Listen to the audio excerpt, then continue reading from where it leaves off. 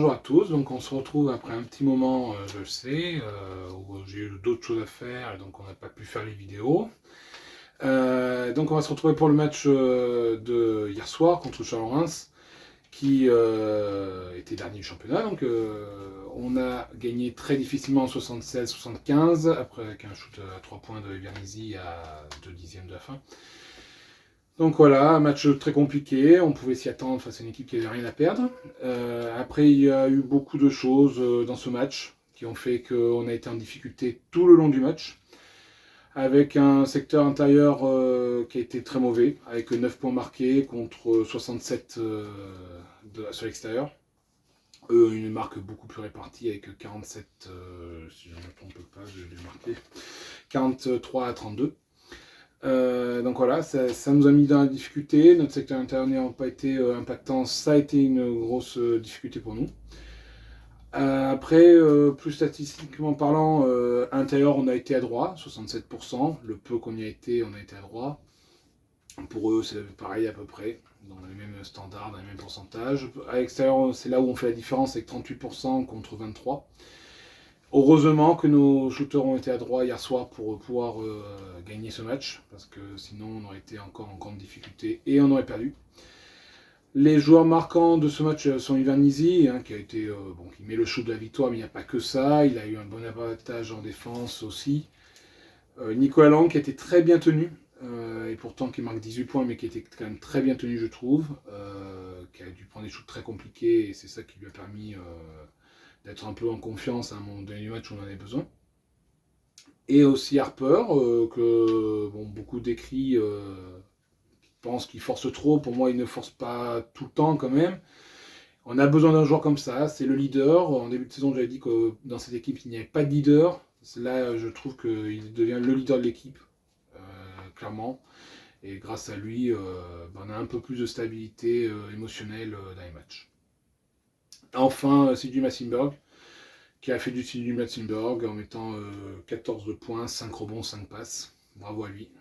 Il a encore été très complet hier soir et il nous a permis d'être bien au niveau de la main et au niveau du poste derrière. Voilà. Après, pour le joueur que j'ai trouvé encore très décevant et qui m'inquiète de plus en plus, c'est Grisme Pommier, qui n'a rien apporté hier soir. Heureusement, Spencer est un peu plus consistant, en défense en tout cas, même si en attaque ça n'a pas été ça, en défense il était là. Donc attention, il nous faudra un vrai pivot pour les playoffs, et là on l'a vu, ça nous a beaucoup manqué hier soir, face à une équipe qui est quand même pas la plus impressionnante sur ce secteur-là. Donc voilà, globalement, je trouve qu'on a été en difficulté, que la victoire n'est pas imméritée, mais n'est pas imméritée non plus. Il faut le dire ce qui est. Un shoot à 2 dixièmes de la fin sur une jambe, quand il reste 5 dixièmes, c'est quand même miraculeux. Ça n'arrivera pas tous les soirs. C'est arrivé hier soir, heureusement pour nous. Voilà. Donc il faudra faire attention à ça, parce que les prochains déplacements, on va à Paris, on va à Dijon et après à Paris. Et ça sera peut-être une autre paire de manches pour nous. Sur le plan des arbitres, parce que je reviens un peu sur les arbitres qui ont été lamentables hier soir, des deux côtés. Il n'y a pas eu aucune cohérence dans l'arbitrage. Il faut faire attention aussi à ça, parce que je trouve que ça, on va dire que ça ternit l'image de notre basket.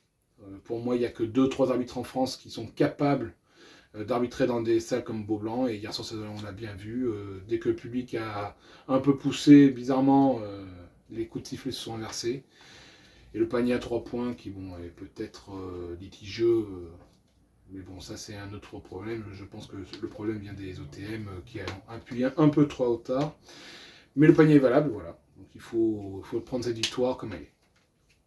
Donc on va devoir se déplacer vendredi à Dijon. Il faudra savoir tuer Dijon chez eux, parce qu'en cas de victoire, on sera donc devant eux. On est déjà devant eux, mais on ne pourra plus être rattrapé par Dijon. Et après, il y aura quand même une certaine durée où on va devoir couper. On aura 11 jours sans match, et il faut faire attention à ces coupures-là. À ce niveau de la saison, ça peut être un problème pour attaquer les playoffs derrière, parce qu'on est pratiquement qualifié pour les playoffs. Donc attention à ce déplacement à Paris dans 2 semaines, dans plus de 2 semaines. Et après, il faudra recevoir Monaco et Lasvel. Et là, ça sera aussi très important pour la fin de championnat, pour essayer d'avoir la meilleure place possible pour les playoffs. Voilà. Donc on devrait se retrouver, je pense, pour le match de Monaco. Je ne sais pas si je ferai de vidéos, vous serez avertis en tout cas si on fait des vidéos pour les matchs extérieurs. Si je peux les regarder, on essaiera de faire un débrief. Mais sinon on verra. Voilà, vous serez avertis. Je vous souhaite une bonne semaine à tous et bye bye.